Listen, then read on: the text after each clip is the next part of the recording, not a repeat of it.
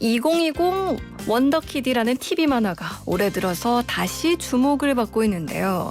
이 왕주연지가 꼬꼬마였던 시절 이 만화 영화를 보면서 2020년엔 하늘을 날아다니는 자동차를 타고 다닐 줄 그렇게 생각을 했었죠. 그런데 벌써 2020년 하늘 나는 자동차는 없지만 과학은 정말 눈부시게 발전하고 있습니다. 2020 원더키드보다 더 놀라운 과학 이야기 함께 들어보시죠. 매주 화요일 YTN 사이언스 이혜리 기자와 함께하는 과학을 품은 뉴스 시작합니다. 안녕하세요. 네, 안녕하세요. 네. 지금 유중님이 유튜브 보이는 라디오로 오늘 기자님 예쁘시다 하셨는데 아이고, 네, 감사합니다. 늘 예뻐서 새해부터 그냥 과한 칭찬을 해주시는데.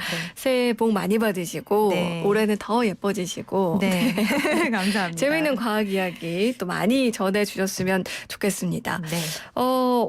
보통 새해가 되면 뭐 연말에는 한 해 동안 어떤 일이 있었는지 정리를 많이 하게 되고 또 새해가 되면 각 분야에서 어떤 것들이 주목받게 될지 예고하고 이제 좀 뭐랄까요 점쳐보는 그런 네. 기사들이 많이 나오게 되는데 과학계는 어떤가요? 네, 과학계도 마찬가지로 이제 해마다 그 해에 주목받는 연구가 무엇인지 발표를 하는데요. 네이처, 국제학술지 네이처가 올해 주목할 만한 연구 10가지를 선정을 했습니다. 네. 그래서 제가 그중에서 가장 좀 눈에 띄는 내용을 준비해 봤습니다. 바로 내용은 이제 화성 탐사에 대한 겁니다.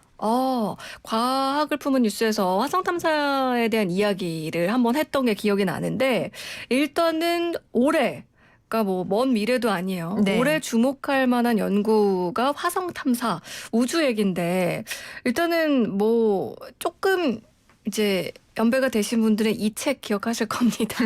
화성에서 온 남자, 금성에서 온 여자라는 책 제목도 좀 떠오르고요. 네. 그리고 뭐 영화 마션 네. 많이들 생각하실 텐데 화성 탐사가 올해 뭐 본격적으로 시작된다, 더 활발하게 된다 뭐 이런 얘기일까요? 네, 그렇습니다. 올해는 모두 3개의 화성 탐사선이 화성으로 출발합니다. 먼저 미국 항공우주국 나사가 그러니까 올해죠. 올해 7월에 드론을 탑재한 화성 탐사선 마스 2020을 화성으로 보낼 예정입니다. 네. 화성 탐사선 마스 2020은 뭐 다른 말로 뭐 화성 탐사 로버, 이름은 이제 마스 2020인데 네. 이거를 두고 뭐 화성 탐사 로버라고 부르거나 뭐 화성 탐사 로봇 이렇게 부르기도 하는데요. 네. 사진을 혹시나 보셨을 수도 있는데 일단 바퀴가 달려 있고 사람 없이 혼자서 화성을 다니면서 각종 시료를 채취하는 그런 역할을 수행합니다. 물론 이제 지금까지도 마스 2020과 같은 화성 탐사 로봇은 있었는데요. 좀 다른 점이 있다면 이번 탐사선의 경우에는 일단 무게가 1톤이 넘는 역대 최대 크기라는 점을 들 수 있고요. 또 화성에서 토양이나 암석과 같은 다양한 시료를 채취하는데 네. 이거를 로봇가 보관하고 있다가 다시 지구로 돌려보내게 됩니다. 이게 뭐 어떻게 가능할까 싶으실 텐데요. 네. 우선 로봇가 화성에서 흙과 돌 이런 시료들을 채취해서 20g씩 원통 용기에 각각 보관을 하고 있다가 이를 2028년 미국이 또다시 보내는 회수선이 있는데 네. 이 회수선에 실어서 지구로 다시 되돌려 보낸다라는 이런 시나리오입니다. 아니 1톤이 넘는 역대 최대 크기의 그 탐사선을 보낸다는 거잖아요. 네. 그러니까 이제는 우주로 조그만한 게 아니라 큰 걸 보낼 수 있을 만큼 기술이 발달했다는 거고 네. 그걸 또 이제 무인 탐사선이 다시 회수해 올 수 있는 그런 상황이 되는데 뭔가 정말 영화 속의 내용들이 현실이 되고 있다 뭐 이런 생각이 좀 드네요. 네, 맞습니다. 말씀드렸듯이 이제 이 로봇에는 드론이 함께 실리는데요. 네. 계획대로라면 드론을 이용해서 공중으로 화성 표면을 촬영하고 탐사하는 것도 가능해지게 될 것으로 보입니다. 화성을 탐사하는 이 탐사 드론은 무게가 한 1.8kg 정도의 아주 초경량, 초소형으로 알려졌는데요. 네. 그런데 과연 이 화성에서 드론을 날리는 게 쉬울까요? 일단 사람들도 자기 네. 몸을 제 맘대로 못 가누는 게 우주잖아요. 그렇죠. 네.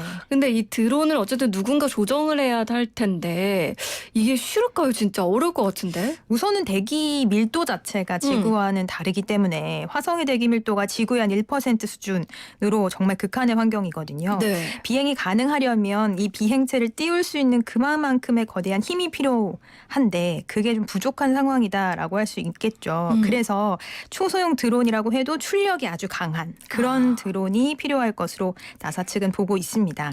이런 조건을 갖춘 드론이 정말 마스 2020에 실린다면 상공에서 화성을 보는 일도 가능할 것으로 기대해 볼 수 있겠습니다. 사실 그동안은 실제 모습이라기보다는 우리가 이제 상상하는 모습들이 구현이 돼서 컴퓨터로 그렇게 봤었는데 궁금하기도 하고 이제 정말 아주 구체적인 화성 탐사가 가능해지겠구나 뭐 이런 생각이 듭니다. 올해 7월에 이 마스 2020이 발사된다고 얘기를 해주셨는데 네. 그러면요 발사하고 나서 얼마 정도 지나면 화성에 도착할 수 있을까요? 네. 7월에 발사되면 한 7개월여 정도를 비행을 하게 되고요. 화성에 도착하는 시기는 내년 한 2월쯤 그 정도가 될 것으로 예상됩니다. 이게 그냥 발사한다고 바로 가는 게 아니네요. 네. 7개월이라는 긴 시간이 필요한 우주가 정말 대단하다, 어마어마하다. 그렇죠. 새삼 실감이 나죠. 그러니까요. 네, 그래서 사실은 유인 탐사, 그러니까 사람이 직접 가서 탐사하는 게 쉬운 일은 아니에요. 7개월 동안 사람이 날아간다라고 한번 생각을 해보시면 그 안에서 정말 건강상의 문제도 있을 수 있고 여러 가지 이제 그런 극한 환경에 노출되면서 문제가 생길 수 있는데 네. 태양계 행성들의 나열 순서를 여기서 잠깐 한번 같이 떠올려 볼까요? 네. 우리 뭐 수금지화라고 보통 외우잖아요. 네. 그러니까 화성이 지구와는 가깝다라고 볼 수 있지만 그렇다라고 해도 7개월을 날아가야 한다라고 하니까 네. 달과 한번 비교를 해봐도요. 1969년 이제 미국이 아폴로 11호를 이용해서 달 착륙에 성공했을 때는 5일 정도밖에 걸리지 않았거든요. 달까지 가는데. 그런데도 뭐 대단하다라고 했는데 화성은 7개월이라고 하니까 정말 엄청난 거리라고 할 수 있겠죠. 지금도 이제 사람이 우주 공간에서 어떻게 변화하는지 뭐 우주에 오래 이렇게 살게 되면 시력은 어떻게 되고 또 근력 손실, 뼈 같은 건 어떻게 변화하게 되는지를 연구를 하고 있지만 이런 극한 상황이라면 어떤 질병이 뒤따르게 될지 뭐 이런 것들은 앞으로 좀 더 연구를 통해서 확인을 해야 될 것 같아요. 그래서 인간의 화성 정복이 쉬운 일은 아닐 것이다. 뭐 이런 관측이 현재로서는 지배적이죠. 그렇군요. 사실 뭐 우리가 영화 속에서 간접 체험을 하기도 하고 실제로 우주를 다녀온 우주인들이 무중력 상태를 경험하고 이제 지구상에 다시 돌아왔을 때 말씀하신 것처럼 근력이 손실된다던가 아니면 뭔가 주름이 더 많이 생긴다던가 그렇죠. 장기 기관에 어떤 문제가 생긴다는 이런 얘기는 틈틈이 기사를 통해서 이렇게 봤는데 이런 것들을 좀 더 연구하고 뭔가 극복할 수 있도록 하는 것들이 말씀하신 것처럼 화성 시대, 우주 시대로 나아가는데 한 가지 또 핵심이 되지 않을까 이런 생각이 드는데 네. 예전에 그런 얘기도 해주셨잖아요. 우주 관광 얘기도 해주셨었고 화성에 티켓을 보낸다 이런 이야기들도 해주셨었는데 네. 이게 말로만 들었을 때 신기했었던 건 거지. 그렇죠. 사람이 간다고 생각하니까 진짜 쉽지 않은 일이네요. 네, 맞습니다. 말씀하신 이런 것들이 준비가 되고 있긴 하지만 이런 사람이 정말 갔을 때 어떤 일이 생길지는 앞으로 좀 더 연구를 해야 할 부분이긴 하고요. 네. 화성 식민지라고 해서 그 테슬라의 CEO 일론 머스크가 화성에다가 식민지를 건설하겠다 이런 주장을 했었거든요. 네. 물론 이제 일론 머스크가 워낙 우주광으로도 잘 알려져 있긴 한데 화성 식민지를 건설하기 위해서 현재 지금 테슬라 쪽에서 스페이스 X죠. 화성을 왕복할 수 있는 왕복선을 개발하고 있다. 이런 이야기들도 들려왔거든요. 네. 물론 화성을 왕복할 수 있는 기술이 언젠간 나올 수 있다고 해도 이런 우주 환경의 악조건들을 어떻게 극복을 해야 될지 이런 부분들은 앞으로 정말 사람이 화성을 가는 데 있어서 필수적으로 좀 해결해야 할 문제라고 보여집니다. 네. 아니 근데 테슬라 CEO 일론 머스크가 우주를 좋아하는 건 알겠는데 화성 식민지라는 표현이 별로 그렇게 어감이 썩 좋지는 않지만 그러니까요. 네.